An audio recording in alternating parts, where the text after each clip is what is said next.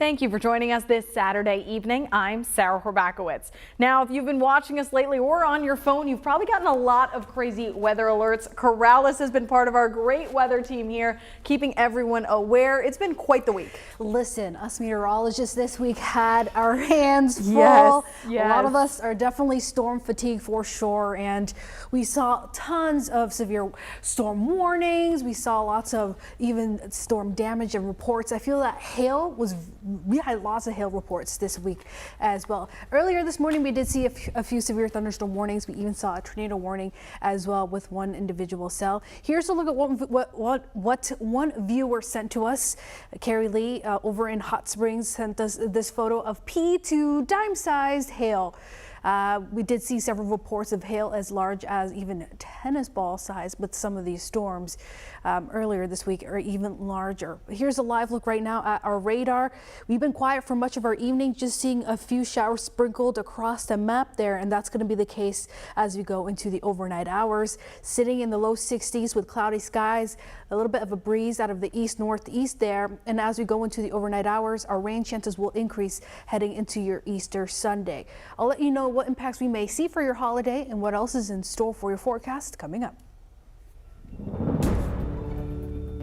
All right, thanks for that update, Corrales. Now let's take a look at some of the other pictures that have been coming in from last night's storms over in the northern part of the state. Here are some of the images of hail that Corrales was talking about that came down. These are from Walnut Ridge, just northwest of Jonesboro. Now, quite the pictures. I mean, people picking these up in the palm of their hand.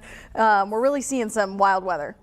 They had tons of severe thunderstorm warnings last night in that region. We even had a tornado warning there as well. And I know that people were waiting to hear confirmation in terms of whether or not there was a confirmed dangerous, tornado in the region. And actually earlier today, the National Weather Service in Little Rock did their storm damage survey, and they did confirm that there was not any damage related to a tornado. Okay. So it was mainly straight line winds and large hail. They've had an issue with verifying some reports, so that's why some people were wondering whether or not what happened essentially there last night. Yeah, still some severe weather, just not quite tornado damage. Yes. All right. Well, thank you so much, Corrales.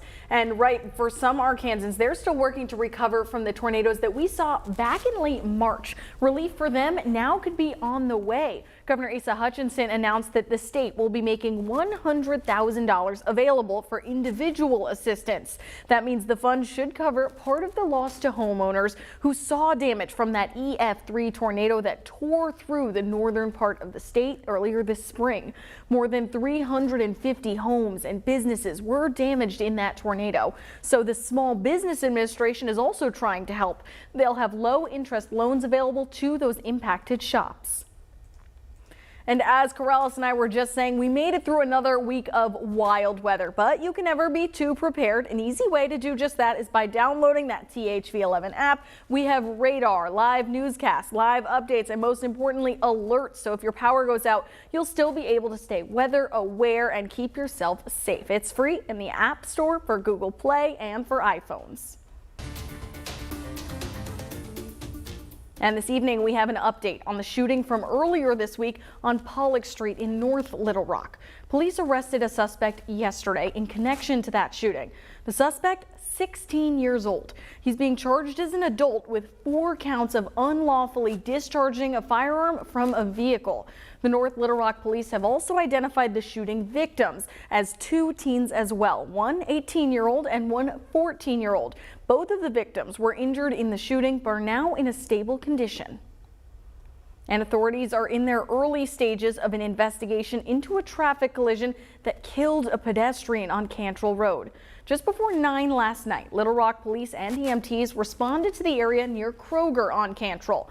Once at the scene of the accident, officers found a driver and a pedestrian. That was 53-year-old Michael Bird II. Bird sadly did not survive the accident and was pronounced dead at the scene. Police say a preliminary investigation found that the car was traveling westbound when it hit Bird walking southbound to cross the street. The investigation is still ongoing. Now, this story might be coming a little early, but every December, Wreaths Across America visits national cemeteries, including here in Arkansas, to honor veterans. Well, this month, the organization is hitting the road a little earlier than usual. And tonight, our THV11's Frederick Price shows us why they're making stops in the natural state. You need to honor people that sacrificed for this country. It's an honor people like Vietnam veteran Lloyd Moore hears more often today. But he says that hasn't always been the case. I remember I wanted to put a uniform on and put my greens on, and a man was very rude. He says he remembers a time when veterans were treated poorly after returning home from service. And I never knew why people had this hatred. Stephen Brand with Wreaths Across America often hears similar stories. We're pretty lucky. We get to hang out with veterans every day. His personal mission, he says, is to make sure no veteran feels that pain. Just by the reading and the documentaries, I understand what they went through, and it wasn't right. It wasn't right at all. Brand joined the organization 2 years ago and now is going beyond just laying a wreath every year. I get to go to work and interact with people every day, spread the word of Wreaths Across America and the mission, and just talk to people about the importance of saying those words, thank you. Those words printed all across this mobile exhibit unit. The rig hit the road back in July of 2020 with the goal of sharing personal stories. I've developed a narrative of Wreaths Across America and our history, along with a timeline from 1992 to 2021. I find that people generally like to hear the story rather than read it. Bubba Beeson, a veteran, says this exhibit allows people to truly know why they are laying a wreath on a headstone. You always want to make sure that if something happened to yourself, you would want somebody to remember what you did for America. And come back year after year. They say you die twice, once when you stop breathing and once when they stop saying your name.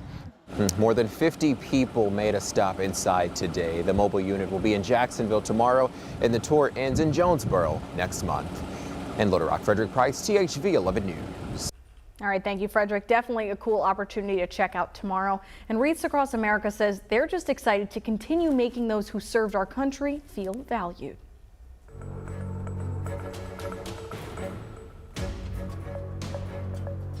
Internationally, Russia is stepping up attacks on Ukraine following the loss of one of its key warships. Michael George has the latest from New York. Fire crews in Kharkiv in northeast Ukraine rushed to put out flames and tend to the injured following a Russian missile strike on the city.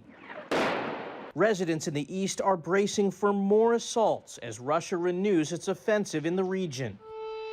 This mother covered her daughter's ears while warning sirens sounded, just as they were trying to flee.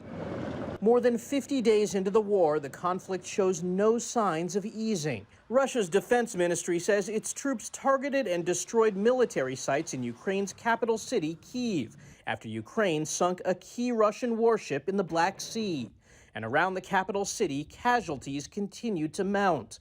Ukrainian officials say Russian forces withdrawing from the area executed more than 900 civilians. On Saturday, Ukrainian President Volodymyr Zelensky recognized troops on the front lines for putting up a fierce resistance. In a Friday address, he stepped up calls for the West to enforce an oil embargo against Russia and quickly supply the nation with more weapons. We're continuing to supply Ukraine with the weapons resources they need to defend their country. With hundreds of millions of dollars worth of U.S. weapons on the way to Ukraine, Russian President Vladimir Putin sent a formal diplomatic note to the Biden administration, warning the White House arming Ukraine could bring unpredictable consequences. Michael George, CBS News, New York. And late Saturday, Ukraine's president told reporters that the world should prepare for Russia to use nuclear weapons in his country. The UN says 90% of the 4.5 million people fleeing Ukraine are women and children.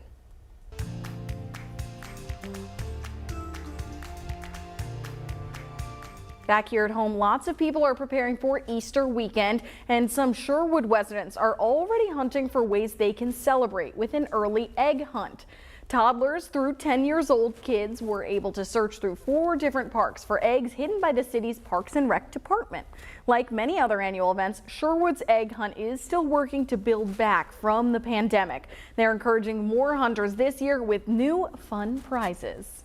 The golden eggs have a ticket in them, and the tickets were exchanged for an Easter gift basket. So each park had 3 gift baskets, and that was really fun watching the kids find their golden egg and say, oh, I found the golden egg, I get a prize. And even if you didn't find a golden egg, the Parks Department says there were close to 8,000 others filled with toys for kids to take home. Sherwood Parks and Rec hopes that next year's turnout will be even bigger.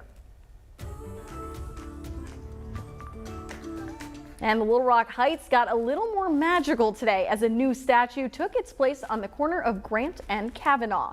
Craig Campbell's sculpture Abracadabra features a top-hatted magician practicing his tricks for a very attentive audience, including a snail, a frog, a mouse, a dog, and a bunny.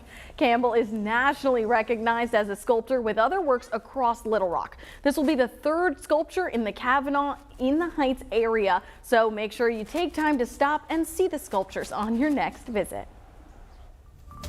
All right, still ahead, we'll talk about a new study that's sharing how the pandemic may have affected human lifespans. In just a few minutes, we'll explain how. And if you have any plans in trying to fit in some of those Easter egg hunts for your Easter Sunday, you'll be dodging a few showers in the area. I'll let you know when we finally see all this wet weather come to an end and your forecasts coming up.